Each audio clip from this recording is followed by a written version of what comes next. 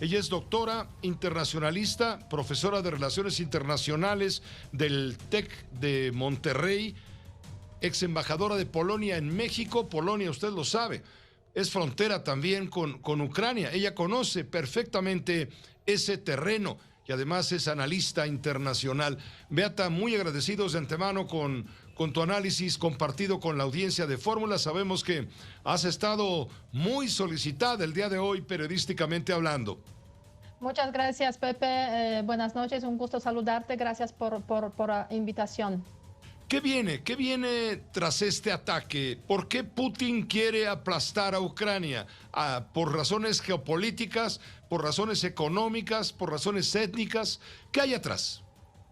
Mira, Putin lo que intenta básicamente es tener un cinturón de países que en su momento formaban parte de la Unión Soviética, un cinturón que le dé garantía de seguridad frente al resto del mundo. Es esa obsesión que tiene Rusia, se puede decir, desde hace, yo diría, casi siglos, porque el siglo XIX y el siglo XX hemos visto ese expansionismo ruso de doblegar a los vecinos, a los países vecinos, para pues tener ese espacio bajo control. En caso de Ucrania, la verdad es que la situación ha llegado a punto de guerra, una guerra de Rusia contra Ucrania, y el objetivo básicamente es ocupar el territorio y cambiar el gobierno. No se trata, como lo dijo Putin, de ayudar a la población prorrusa o rusa en la parte de Ucrania oriental. No se trata de luchar contra, digamos, ese tema de que los acuerdos de Minsk no se cumplen. Se trata básicamente, como digo, de doblegar a Ucrania y tener un gobierno prorruso, igual que en el caso de Bielorrusia, como Lukashenko, que pues tenga una política claramente alineada con los objetivos de Putin. Entonces, ese es el objetivo principal, aunque detrás de eso obviamente va una concepción mucho más amplia de cómo Putin pues percibe a Rusia, a la Federación Rusa, como la continuidad de la Unión Soviética y como un país que debe recuperar ese poderío que tuvo pues precisamente durante la Guerra Fría. Y hay una paradoja y un símbolo también. En diciembre del año 1922 se crea la Unión Soviética. El año 2022 es el centenario de la creación de la Unión Soviética. O sea, las fechas no son casualidad en ese contexto.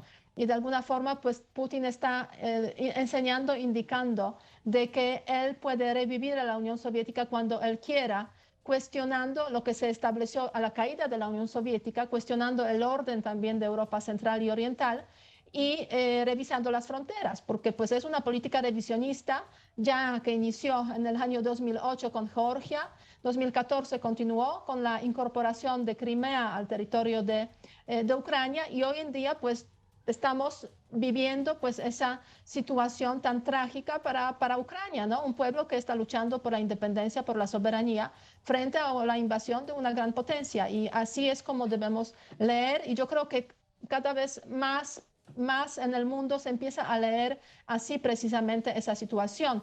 Hoy incluso el canciller de México dio un discurso hace poco precisamente condenando la invasión de Rusia, así textualmente, lo cual yo creo que es responder muy bien a la situación que estamos viviendo. Hasta ahora México ha tenido una posición un poco más reservada, llamando al diálogo, a la negociación, reiterando, digamos, el apoyo a la independencia de Ucrania, pero no ha habido condena textual abierta a Rusia por la invasión.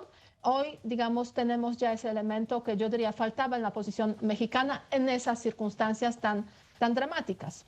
Hoy dijo Ebrard, al propósito, dijo que México va a mantener sus relaciones con la Federación Rusa. Dijo que por la continuidad de la cooperación entre el gobierno del presidente López Obrador y el de Vladimir Putin no se va a obstaculizar el nombramiento del nuevo embajador de México en Rusia, Eduardo Villegas. Dijo también que México va a seguir siendo muy firme, muy enérgico en favor de la paz y en rechazo al uso de la fuerza para resolver diferencias en este mundo.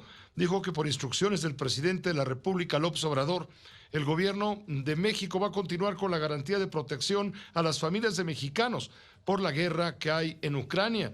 También la embajadora de México allá en Ucrania, Olga Beatriz García Guillén reportó que se mantiene en contacto con familias mexicanas en aquella nación. Te pongo parte de lo que dijo la embajadora a través de un video que se ha difundido en los medios de comunicación informando que el personal de la Embajada de México en Kiev se encuentra bien, luego de oír las explosiones del ejército ruso en la entrada de la capital. Podemos poner el video, Carlos Alberto, ponlo por favor para que vayamos comentando sobre ese video. Nosotros en la Embajada de México actualmente ya tenemos registradas entre mexicanos, cónyuges e hijos, parejas, 225 personas, de las cuales la mayoría está en Kiev.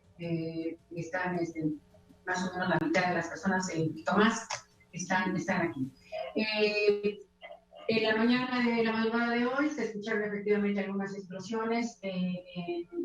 Yo las escuché realmente muy lejanas al lugar. Después nos enteramos por la prensa, por los medios y por las declaraciones que han hecho las autoridades ucranianas que habían sido atacados instituciones estratégicas, pero que no habían atacado a la población civil. Lo cual pareciera ser que así es. Nosotros... bueno, en la Embajada de México somos 4 funcionarios, estamos bien, no estamos afectados.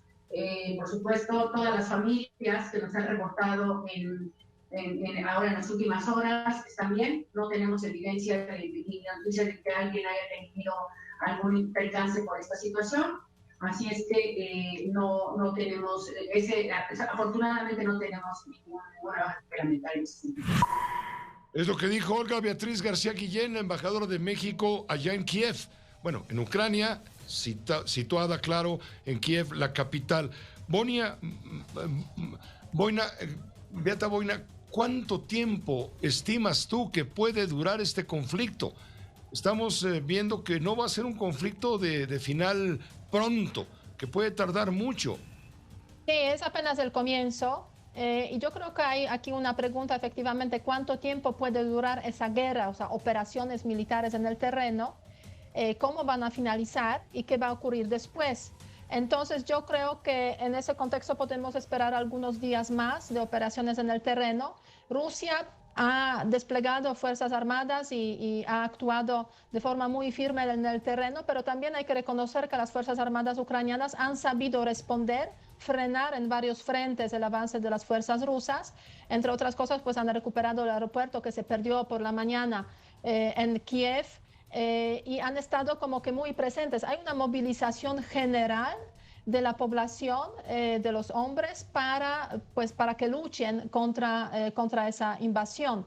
Entonces puede durar varios días, yo diría quizás incluso más, porque la determinación no solamente de las Fuerzas Armadas ucranianas y la preparación mucho mejor que en 2014, pero también la determinación de la población, pues va a tener aquí una influencia, yo diría, sustancial. Parece que Putin no va a frenarse, o sea, no va a frenar esa invasión, los mensajes que están llegando desde diferentes, digamos, lugares, frentes, también desde el poder, desde las élites rusas, que hay esa determinación y el objetivo es ocupar Ucrania, cambiar el gobierno y establecer ahí un gobierno prorruso. Vamos a ver qué tanto le puede apoyar Occidente al gobierno de Ucrania para que, pues, a pesar de todas las circunstancias que están en contra de ese gobierno, de este país, en ese contexto, pues a pesar de eso pueda ponerle freno a esa invasión. Y aquí pues hay varios caminos por los cuales el Occidente está apoyando al gobierno ucraniano. Obviamente el envío de armamento, que es esencial en esas circunstancias de confrontación militar, ayuda humanitaria, que también se vuelve esencial, apoyo a los refugiados que ya están llegando a los países fronterizos, como por ejemplo Polonia, Rumanía, y finalmente aislar a Putin y sanciones que se han anunciado justamente hoy de parte de los Estados Unidos, de parte de la Unión Europea, aislamiento internacional, y en ese contexto yo creo que el papel de Turquía está jugando un papel muy interesante en ese contexto regional. Así que pues vamos a ver si eso es suficiente. Hoy se han tumbado los sitios web incluso de Kremlin y de algunas instituciones rusas. O sea, hay por ahí también, se puede decir, cooperación de diferentes entidades, de diferentes diferentes pues, organismos que están también atacando cibernéticamente a Rusia, que obviamente ha desplegado un ataque cibernético hacia Ucrania pues feroz y hacia los países que están en su entorno. Entonces el conflicto no va a terminar pronto. Y si Putin consigue dominar a Ucrania, pues vamos a pasar a la siguiente etapa, que es el establecimiento de los nuevos poderes del nuevo gobierno. Si no lo consigue, se puede alargar bastante esa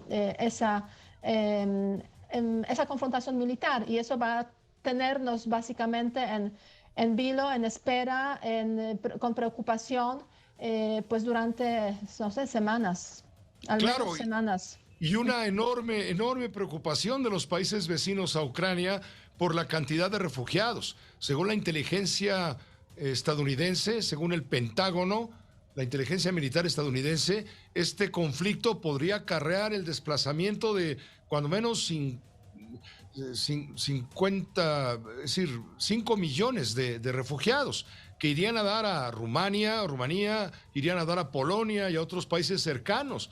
Esto es gravísimo desde el punto de vista humanitario y desde luego también económico. Conflicto que podría traer, insisto, según la inteligencia estadounidense, alrededor de muchos muertos.